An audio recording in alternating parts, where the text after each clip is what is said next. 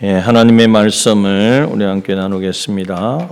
하나님의 말씀은 구약 성경 욥기서 19장입니다. 구약 성경 779페이지 전후 욥기서 19장 25절에서 26절 말씀입니다.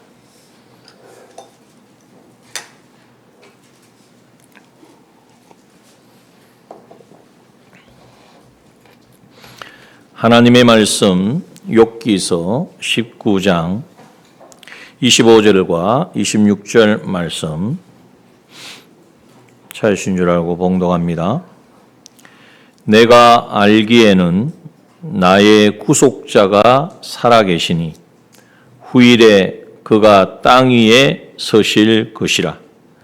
나의 이 가죽 이것이 썩은 후에 내가 육체 밖에서 하나님을 보리라. 아멘.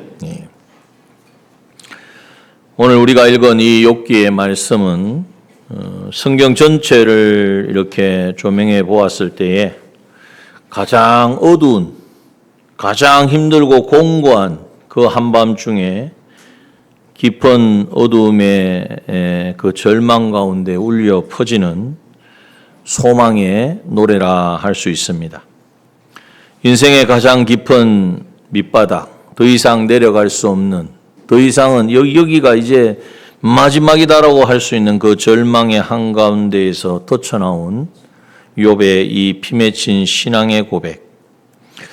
이 고백이 우리 이 땅을 살아가고 있는 모든 성도들, 이제 삶의 황혼역에 믿음의 경주를 이어가시는 모든 분들, 또 치열한 삶의 현장에서 고군분투하는 모든 믿음으로 살기를, 신앙으로 살아가기를 힘쓰는 우리 모든 성도님들, 또 앞으로 어떠한 삶을 살아야 될까, 불투명한 그러한 미래에 미래를 짊어지고 또 그 가운데 믿음과 신앙으로 나아가기를 원하는 모든 성도들, 오늘 이 선포되는 말씀을 통하여 하나님 앞에 우리의 인생을 다시금 점검하고 또 하나님을 깊이 만나는 은혜가 있기를 소원합니다.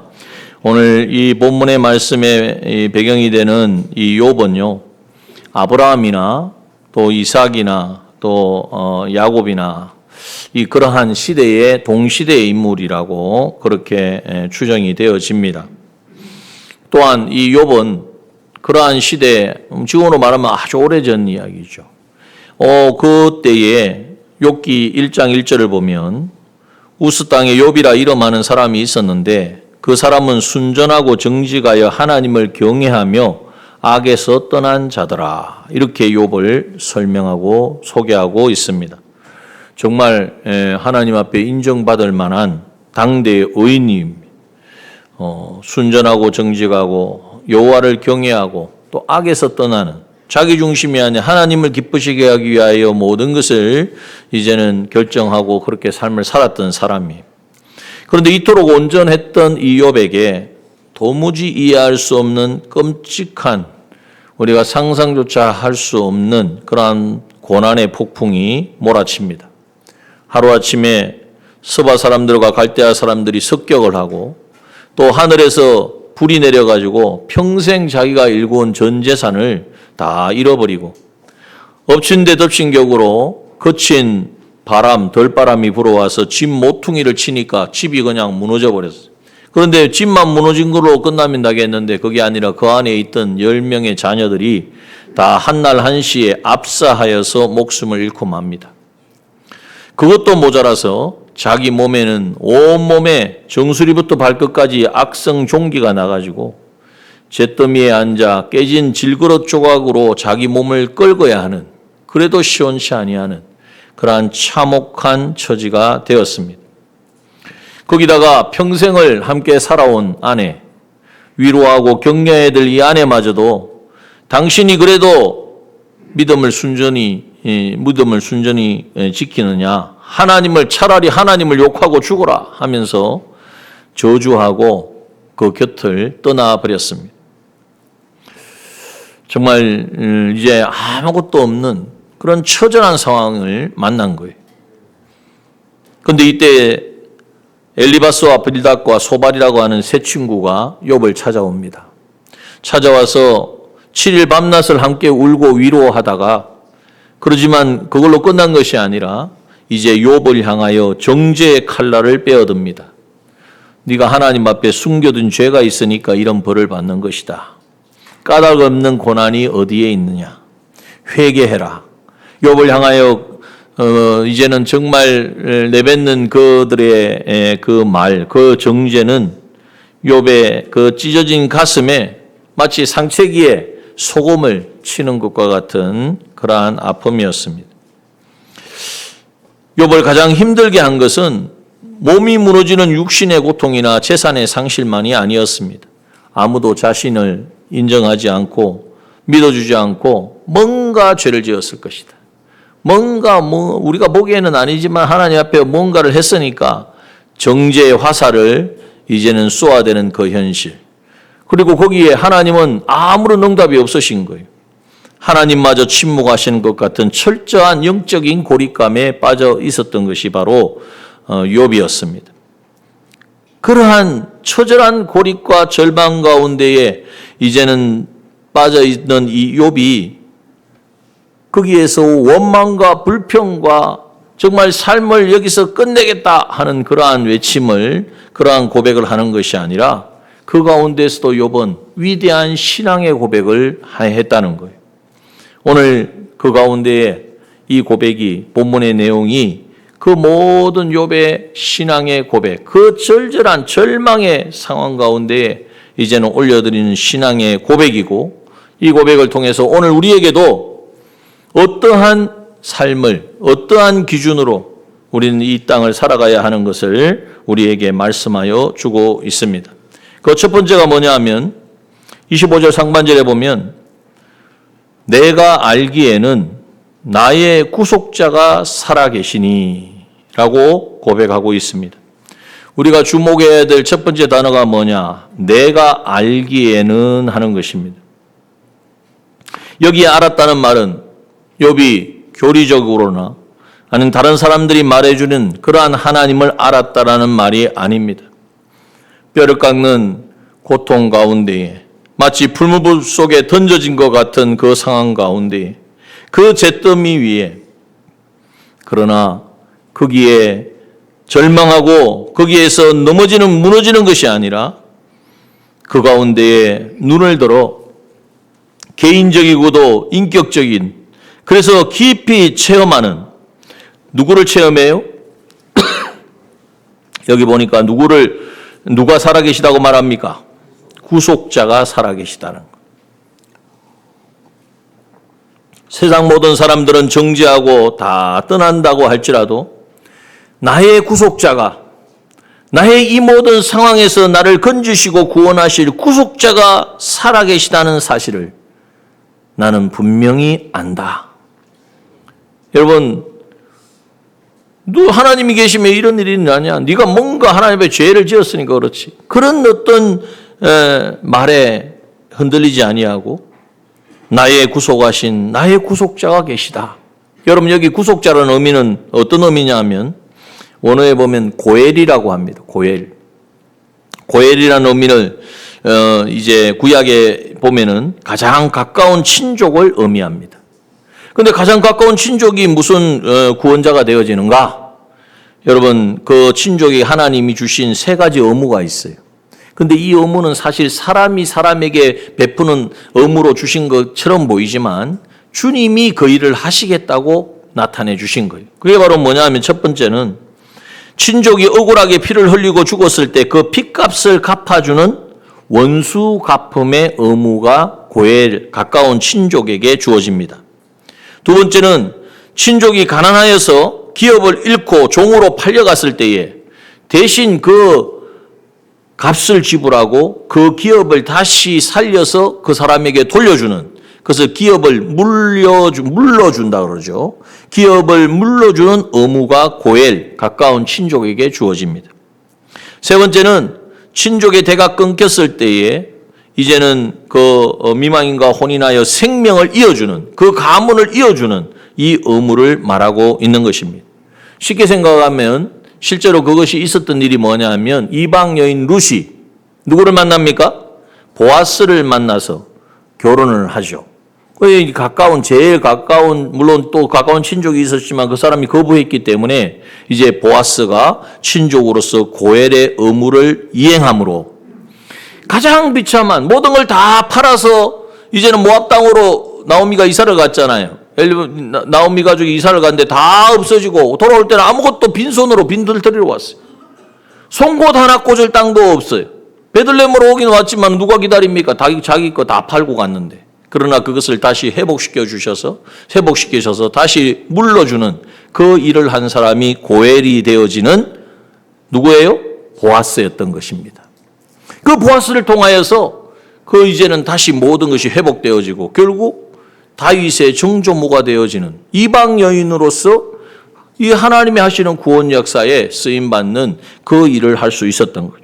그래서 거기에 그 고엘의 역할을 한 사람이 누구냐? 바로 보아스라는 거예요. 오늘 우리에게도 이 구속자가 계시다는 사실을 우리는 분명하게 깨달아야 합니다. 여러분, 우리에게 그런 고엘 있습니까? 우리에게 그런 구속자가 계십니까? 원수를 갚아주시고 기업을 물러주시고 우리의 생명을 이어주는 가까운 친족 중에 그런 분이 있습니까? 있어도 사람은 유한해서 그 일을 하지 못합니다. 이 고엘의 이 제도를 주신 것은 뭐냐?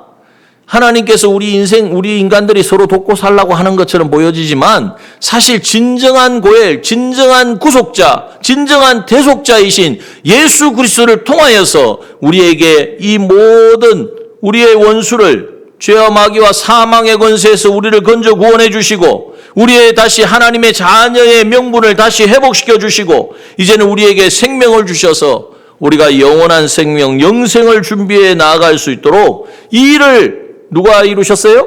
우리 주님이 이루실 것을 말씀해 주신 거예요. 그러므로 오늘 우리는 갈보리의 그 언덕의 십자가에서 우리의 죄와 마귀와 사망에 이 사로잡혀 있던 우리를 그 십자가의 피 흘리심으로 우리를 대속하여 주셔서 우리는 얼마든지 거기에서 벗어날 수 있고 그것에 영향을 받지 아니하고 오늘 욥과 같이 그 처절한 상황 속에서 욥이 뭐라고 고백합니까? 내가 알기에는 나는 안다. 나는 믿는다. 나는 그 하나님의 놀라운 은혜를 입었다. 나의 구속자가 살아계시다라는 것을 우리도 고백할 수 있는 저와 여러분 되길 바랍니다. 여러분, 우리의 대속자는 그냥 주님이 날 위하여 죽으시고 나를 구원해 주시고 이걸 끝이 아니에요. 우리를 그 죄에서 사망에서 이제는 건져 해방을 주실 뿐만 아니라 자유케 하셔서 이제는 이 땅 가운데 어디에 떨어져 있을지라도 어느 어떤 그 정말 감당할 수 없는 현실과 상황 가운데 있을지라도 나의 대속자이신 주님이 나와 함께 하심을 믿음으로 우리는 그곳에서도 주님과 교제하고 주님으로 인하여 이제는 주님이 이루시고자 원하시는 그 뜻을 이루어 드릴 수 있는 그 현실 가운데에서도 어떤 현실에서도 말이죠. 그러한 사람이 될 수 있는 것입니다. 갈라디아서 1장 4절의 말씀에 보면 그리스도께서 하나님 곧 우리 아버지의 뜻을 따라 이 악랄한 세대에서 우리를 건지시려고 우리 죄를 위하여 자기 몸을 들이셨으니 라고 말씀하셨습니다.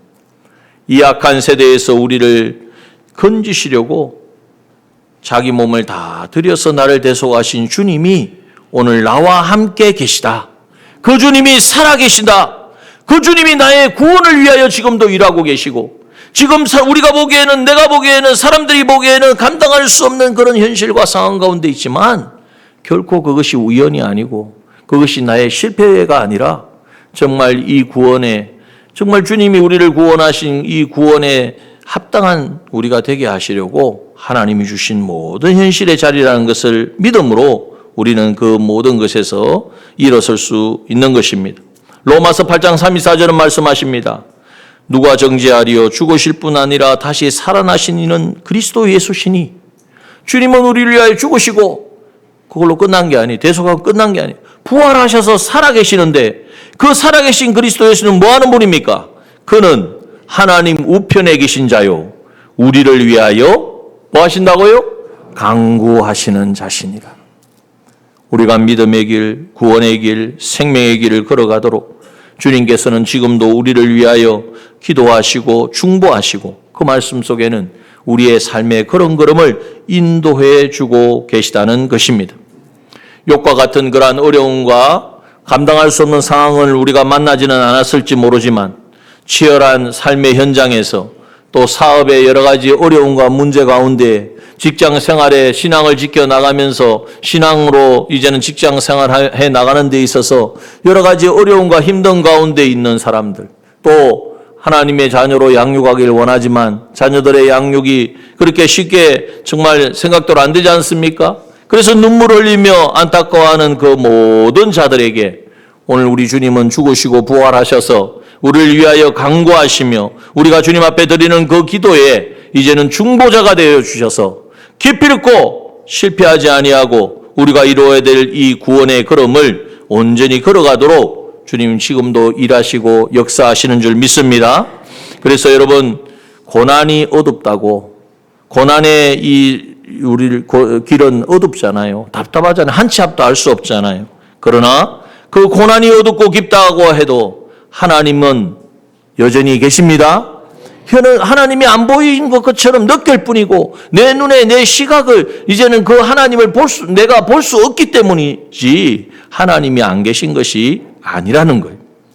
나의 눈물을 아시고 내 슬픔도 아시고 내 억울함을 신원하시고 또 내 삶을 끝까지 책임지실 분은 나의 구속자, 나의 대속자 예수 그리스도시며 그분은 지금도 살아계시다는 이 사실을 우리가 믿을 때에 고난의 어떤 밤도, 고난의 어떤 깊은 정말 심연과 같은 한 치 앞도 알 수 없는 모든 것이 다 이제는 가로막힌 것 같은 그 상황 속에서도 우리는 나의 대속자 살아계신 주님을 찬양할 수 있는 것입니다. 실제로 그러한 우리의 신뢰가 있습니다. 누구십니까? 제가 한 번씩 말씀드리지만 우리 손양훈 목사님을 이렇게 생각할 때에 오죽했으면 사람들이 영화 제목을 달기에 사랑의 원자탄이라 그랬겠어요. 그 원자탄이 떨어져가지고 우리나라가 해방된 거 아닙니까? 그만큼 위력이 있는 것이 바로 이 손양훈 목사님이 베푼 이 사랑이라는 거예요. 생때 같은 자기 두 아들을 총으로 쏴 죽인 그 사람을 그냥 그래, 용서해 주는 것만 해도 대단한 건데 이제는 그를 살리려면 자기 아들을 삼는 것밖에 방법이 없는 거예요. 군법에 의해서 이제는 민간인을 총으로 쏴서 죽였기 때문에 잡혔잖아요. 그러면 그것도 사형을 받아야 되는 거예요. 그런데 거기서 그 사람을 살릴 수 있는 한 방법이 뭐냐? 그 사람을 아들로 삼는, 그냥 지나가면서 한 말인데 경찰서장이 지나가면서 목사님 아무리 그 사람 저 친구 살리려고 해도 안 됩니다. 소용이 없습니다. 혹시 목사님은 아들 삼으면 몰라도 이 한마디에 그렇구나. 이 사람을 아들로 삼으면 이제는 이 사람을 살릴 수 있겠구나. 그래서 아들로 삼았어요. 여러분, 두 아들의 장례식 날에 그 무겁고 침묵스러운 침묵이 얼마나 무거운 침묵이 가득했겠습니까? 그때 손양훈 목사님이 단상에 올라가서 그 찾아온 사람들에게 답사를 합니다. 그 답사가 뭐냐? 9가지의 감사예요.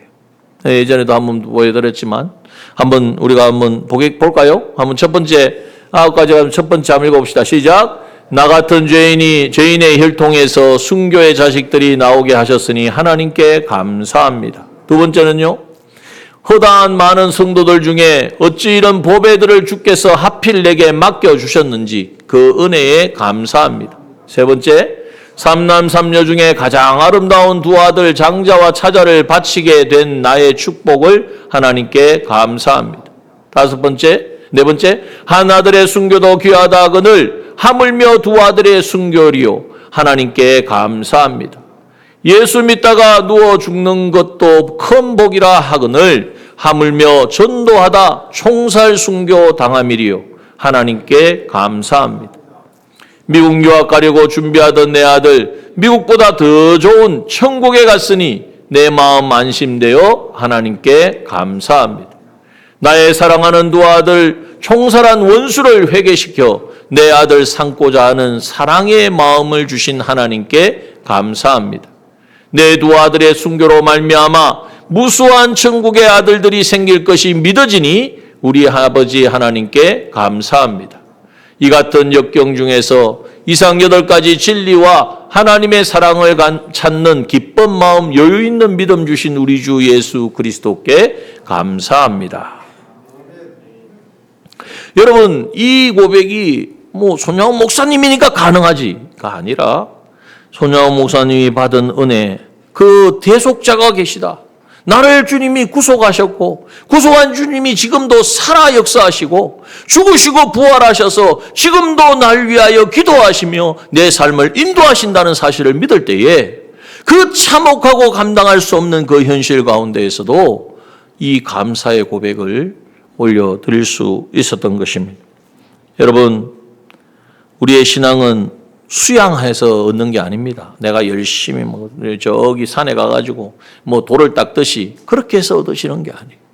하나님과의 인격적인 교제, 그 속에 나를 대속하신 주님이 지금도 살아계신다. 그 주님이 오늘도 나와 함께 하신다는 사실이 믿어지고 그것이 확신되어지고 또 그 주님을 놓치지 않고 살아가는 삶이 이것이 신앙이라는 것을 깨닫고 주님 모시고 살아가는 그 사람에게 찾아오는 어떤 고난의 비바람도, 고난의 그 아픔도 오히려 그 주님을 향한 그 신앙, 사랑이 견고하여지고 확인시켜 주시는 과정일 뿐 그것을 끊지는 못하는 것입니다. 두 번째, 오늘 우리가 깨달아야 될 것이 있습니다. 자, 첫 번째 한번 보여주고. 자, 그래서 첫 번째 한번 읽어봅시다. 시작. 깊은 절망과 고난 속에도 나를 대속하신 주님은 살아 계십니다. 믿으시기 바랍니다. 확실히 붙드시기 바랍니다. 내가 힘들 때만, 그래도 힘들고 어려울 때만 주님 살아 계시죠. 이러면 안 돼요.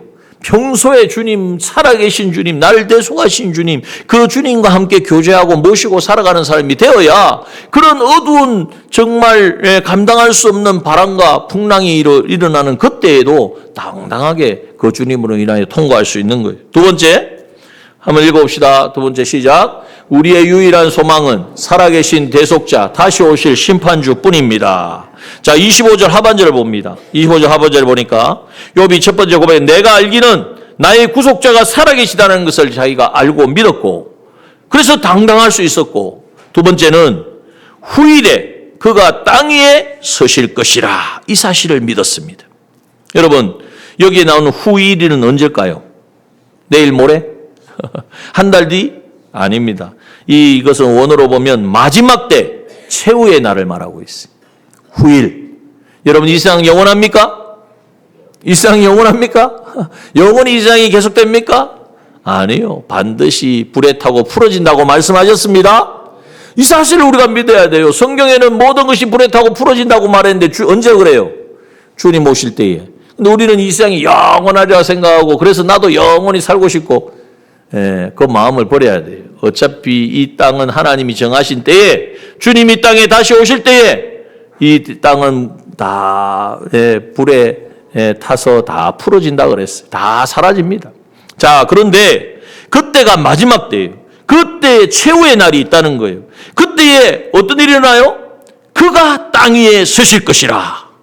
이 마지막 때가 오면은 이 땅을 다스리고 통치하시고 또 선다는 것은 심판하신다는 거예요. 그 땅을 심판하실 분은 누구시라는 말입니까? 나의 구속자, 나의 대속자, 나를 대속하신 주님이시라는 사실을 욥은 믿었습니다. 여러분, 우리도 믿읍시다. 여러분, 이 땅이 영원한 것이 아니라는 것만 생각하면요, 그럼 언젠가는 사라지고 열심히 살 필요도 없는, 이렇게 된단 말이에요.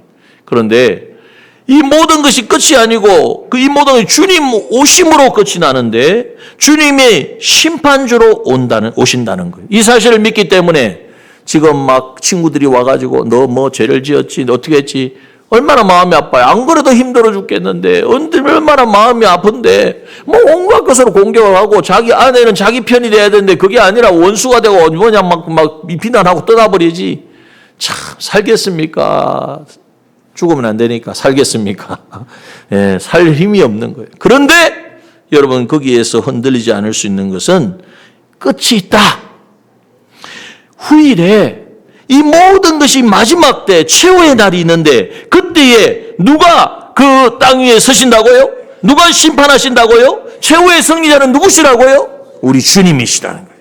우리 주님이 다 심판하실 때에 사람은 착각하고 잘못할 수 있잖아요. 그죠? 예, 그래서 뭐 법원에서 판결되는 것도 뭐 다시 또 뒤집고 그러는데 우리 주님은 실수가 없으십니다.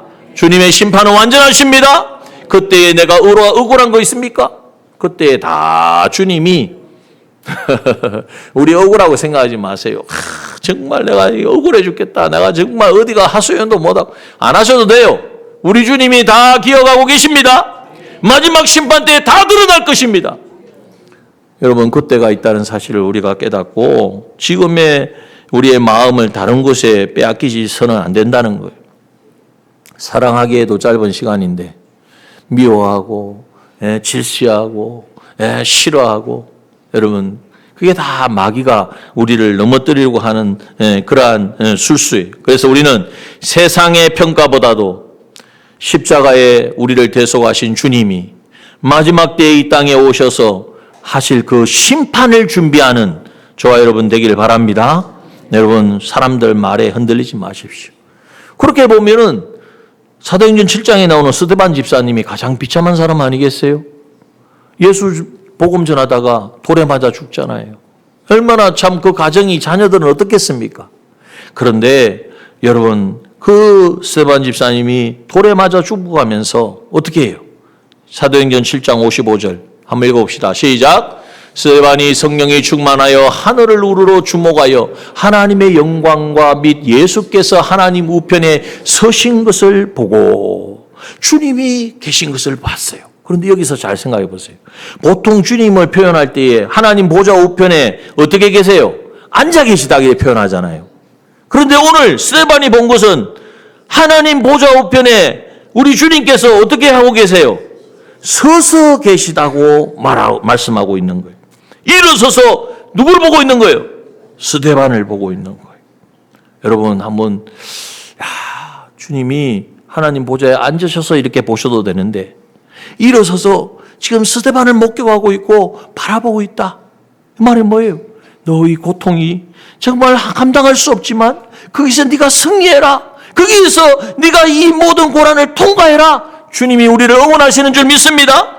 나를 위해 일어나 서서 보고 계신 대속자, 그 나를 맞이하기 위하여 일어서신 심판주가 지금도 살아계셔서 내 삶에 개입하고 계시다는 사실을 우리가 믿을 때에 여러분 우리는 정말 더 담대할 수 있고 어떤 고난이 와도 그것 때문에 주눅 들어가지고 이것도 안 되고 저것도 안 되고 나는 아무것도 안 되는가 봐. 그것이 아니라 나는 믿음을 지켰고 정말 그 믿음을 신앙을 따라서 믿음으로 살아가고 그래 믿음으로 살려고 하니까 여러 가지 걸리는 게 많아요. 직장을 택하는데도 주의를 지켜야 되니까 그런 가운데 요즘 주의를 다 지킨다고 하니까 어려운 데도 많잖아요. 그런 가운데에 참 어디 선택의 여지가 너무 없네. 또 우리가 여러 가지 교회에서 여러 가지 일들을 감당할 때에 힘들고 어렵다고 생각하는 그런 상황 속에서도 여러분 오늘 주님께서는 일어서서 내가 힘들고 정말 감당할 수 없는 그 상황 가운데에 우리를 응원하고 계신 줄 믿습니다. 우리를 응원하면서 너 힘을 더 내라. 너 그 상황, 그 어려움, 네가 그 믿음으로 한번 통과해라. 넘어가라. 내가 너와 함께 한다. 그리고 내가 마지막 날에 내가 너를 영화롭게 하리라. 오늘 주님께서 우리에게 들려주시는 그 음성을 듣고 그 주님을 그 심판의 앞에 심판주로 오실 후일에 그가 땅 위에 서실 것을 우리가 바라보며 소망으로 승리하는 저와 여러분들 되길 바랍니다. 세 번째는 무엇이냐면 한번 읽어볼까요? 시작. 그리스도인의 최종 목적지는 이 땅의 회복이 아니라 영원한 부활입니다. 여러분 26절을 보십시오. 나의 이 가죽, 지금 가죽이 어떤 상태예요? 피부가 지금 어때요? 종기가 나가지고 침 물러가지고 이 날카로운 이 기왓장으로 끌고도 시원치 않은 그 상황.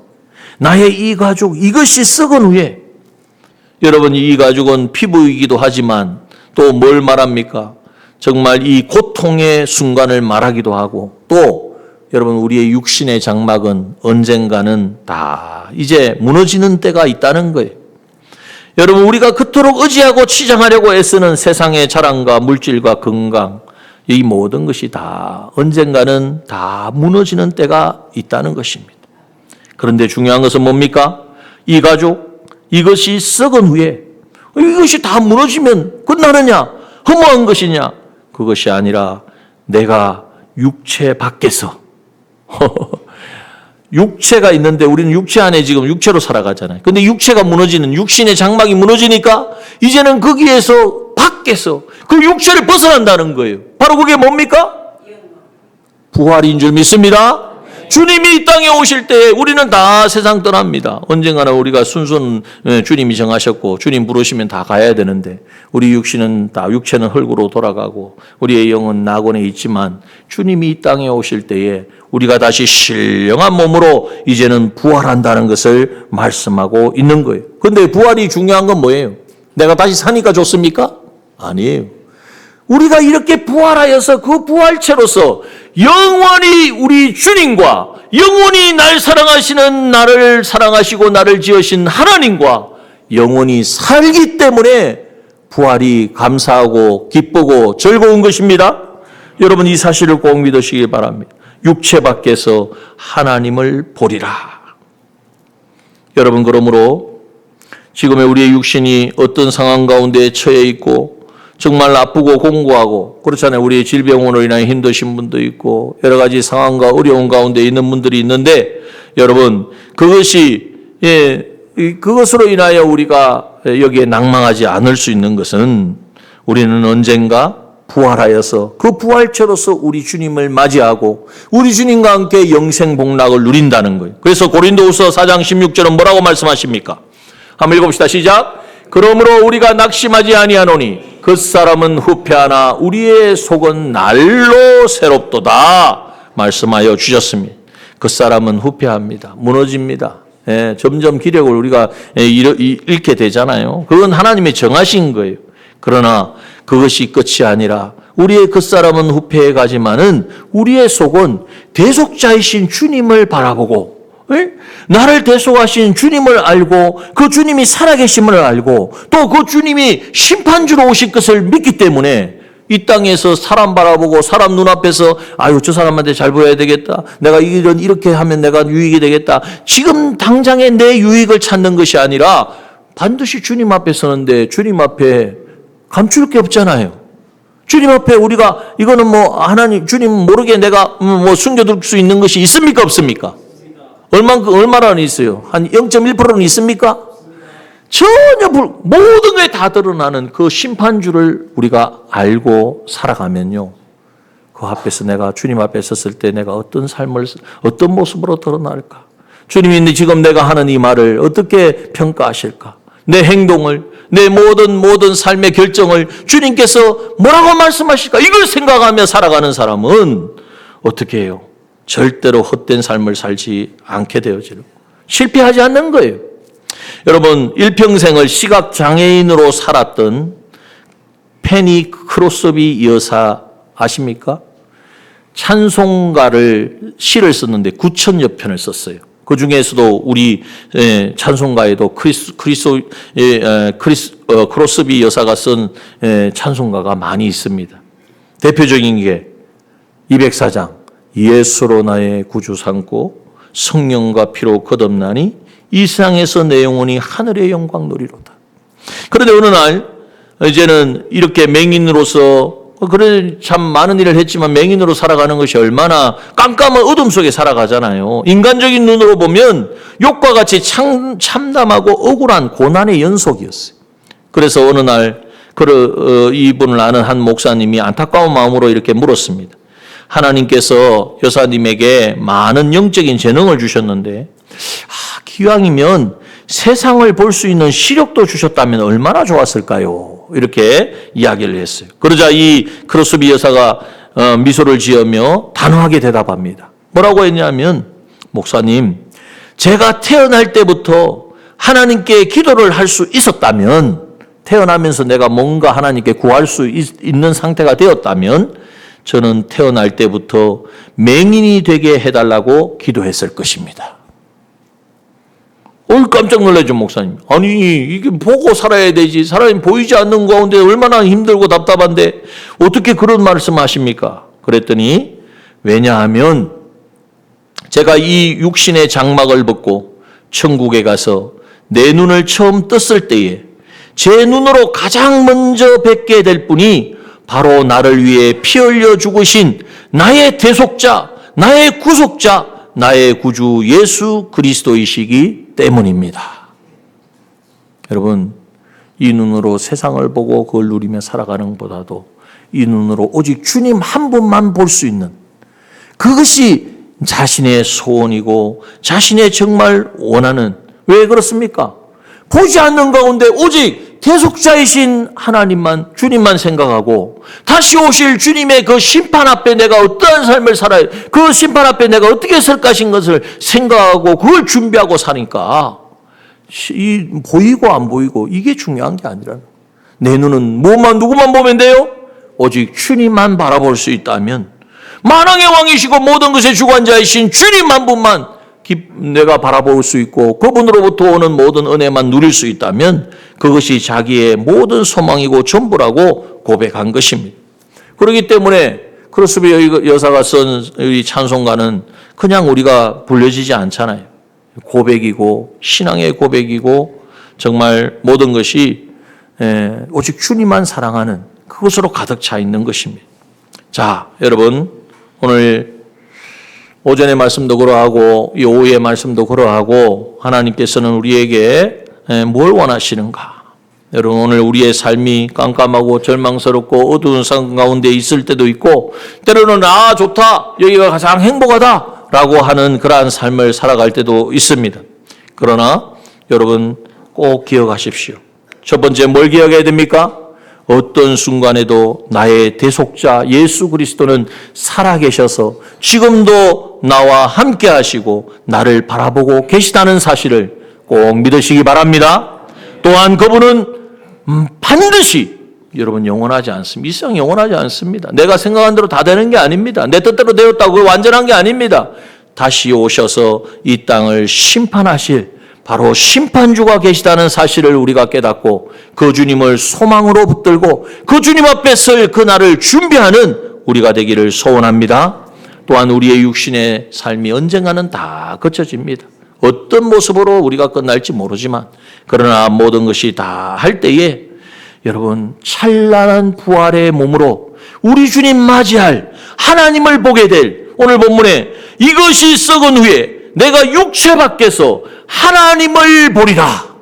여러분, 하나님을 보고 하나님을 만나고 하나님을 이제는 기쁘시게 하고 하나님과 함께 영원히 살 그날을 우리가 준비하고 그것이 바로 최후 승리인 것을 알고 주님 그날을 잘 준비해가는 우리 남정의 모든 믿음의 지체들 되어지시기를 바랍니다. 이번 한 주간도 이 소망으로 살아가는 우리 모두가 되게 원합니다. 이 시간 우리 함께 찬양하겠습니다.